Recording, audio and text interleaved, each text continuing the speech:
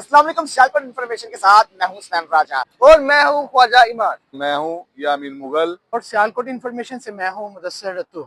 एक बार फिर शहर सियालकोट में फिर से लगने जा रहा है उम्मत वेलफेयर फाउंडेशन की जानिब से फैमिली फेस्टिवल 2026 जो कि कश्मीर पार्क ख्वाजा सफदर रोड सियालकोट, 24 और 25 जनवरी 2026। जहाँ पे आपको मिले मुख्तलिफ किस्म के स्टॉल, मिलने जा रहे हैं बच्चों और बड़ों के बहुत मुनफरिद मलबूसात, माओ और बहनों के लिए नए डिजाइन के मलबूसात,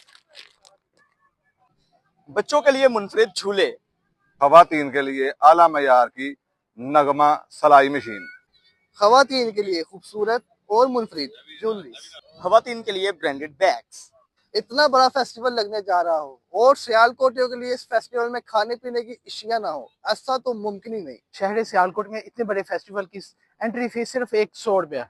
और इस एंट्री फीस की खास बात कि इस एंट्री फीस का इस्तेमाल उम्मत वेलफेयर फाउंडेशन करेगी गरीब, मस्कीन और मुस्तहिक अफराद की मदद के लिए। तो फिर आना ना भूलिएगा। Khawaja Safdar Road, Kashmir Park, Sialkot.